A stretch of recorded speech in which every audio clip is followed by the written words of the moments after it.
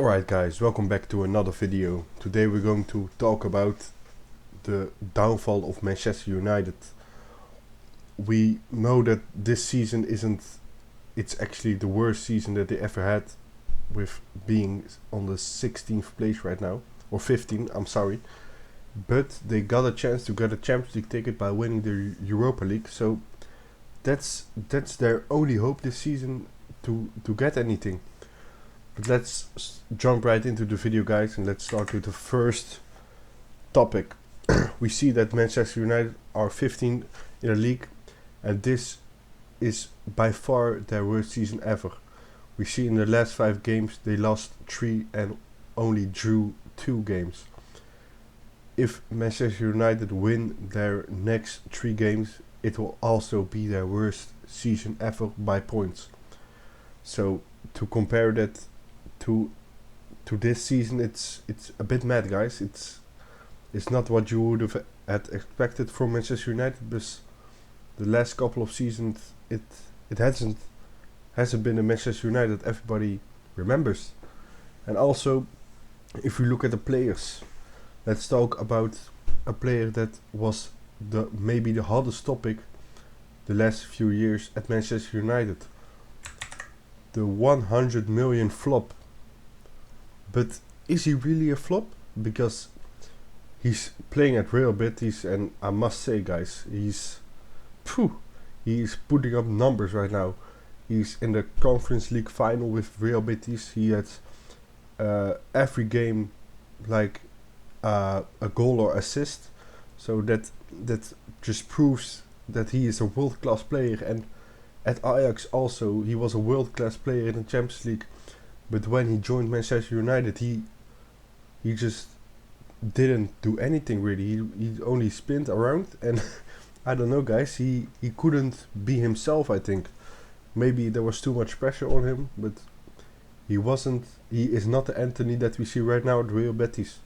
Because the goals that he is making, the points that he is putting in for Real Betis, the last minute screamers, the goals in the Conference League, now they're going to the final, all thanks to him basically. So yeah, that's just a player that we didn't see at Manchester United. That's what I mean, guys.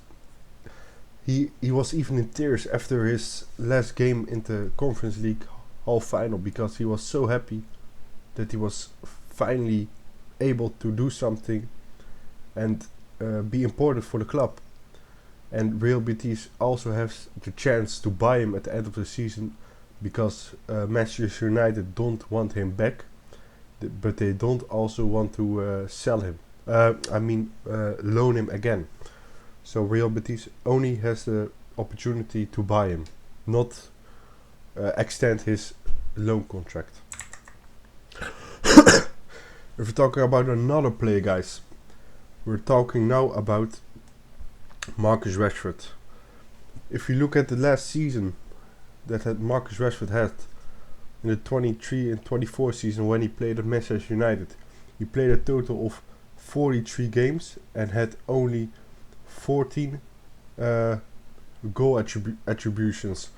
However, he had now played 16 games, which 9 of them are subs, and he also has 9 goal attributions. And this is a stat with his first 16 games for Aston Villa. So it's probably even more right now, because this is an old stat.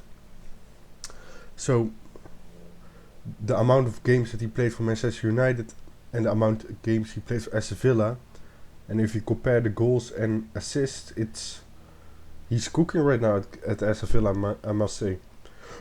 He's doing a great job. He's feeling himself. If you look at him on the pitch, he's doing what he was doing before at Manchester United. He's being important for the club, and I must say he's just a really good player right now for Aston Villa. Almost a starter.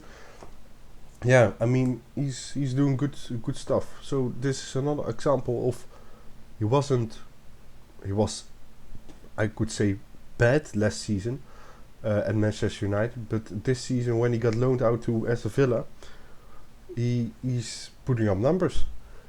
So there's another example of a player that left Manchester United and became different, I must say. Or maybe Manchester United got so much pressure on them that the players feel it as well and that they just can't play the game. Let's talk about another player. De Gea. Maybe one of the most roasted goalkeeper in the Premier League. When he played his last season for Manchester United, but now at Fiorentina he's doing a really good job. I mean, his last season at Manchester United he conceded 43 goals and got 70 clean sheets, which isn't bad, but you must notice that Manchester United also is a top club, you know. And at Serie A he's already got 11 clean sheets, 32 goals conceded, which is a better average than he did at Manchester United, but it's not quite a big difference.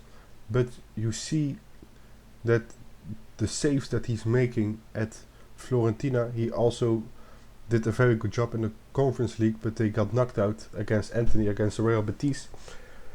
But yeah, I must say he's doing a really great job. He's not a meme anymore. Nobody's roasting him. So yeah, I must say this guy is doing his thing right now, and I think he's happy at Italy. I think he's not getting moaned at anymore. He doesn't have a toxic environment. Maybe that's the problem at Man United, that the environment is just not good at all. So yeah, De Gea putting up numbers at the Serie A, feeling himself and just happy, I think. Let's talk about another one. This one will be short. Wout Weghorst. He played one season at Manchester United, which was a loan season, because of his great performance at World Cup 2022, that he almost knocked out Argentina. But yeah, he got loaned out, and we see that he in 31 matches only contributed of 5 goals, which were 2 goals and 3 assists. And if we look at, by example, Hoffenheim, the season that was before, he got in almost the same amount of matches, by far double the goal attributions. And if you look at every other club, he did better than at Manchester United. We must say, though, that he mostly got subbed in at Manchester United, but still he didn't do well. He actually did kind of bad for a striker that must save Manchester United at that season. So yeah, that's another example. But now we go to the one of the biggest examples, guys. Cristiano Ronaldo, perhaps the most popular footballer of all time, was not great at Manchester United, although I must say that he was probably the best player at that time period that he was there, from 2021 to 2023. But yeah, it wasn't the same when he was there first. And I must say, if you've watched that season when he played for Manchester United, you saw that it wasn't Ronaldo's fault, although some people said that, but I must say that's just completely wrong, because you saw that it was just not a good environment. If you saw the relationship that the trainer at the time, Ten Hag, had with Cristiano Ronaldo, it just wasn't a good relationship, honestly. And Ronaldo also spoke about it in his podcast against Rio Ferdinand, I'm sorry. He said, yeah, Ten Hag said, we are not going for the title, we are not fighting for the title. And Ronaldo just thought that was just insane that Manchester United coach said that to him. And also Ronaldo thinks that at his time at Manchester United, he saw that United just has to be rebuilt completely, because it's at the bottom of their era. Honestly, it's probably the worst time period for Manchester United that they ever had. They only have one chance of completing the season with a bit of a buffer, and that's is winning the Europa League and getting a Champions League ticket. Because if they don't do that, they got nothing.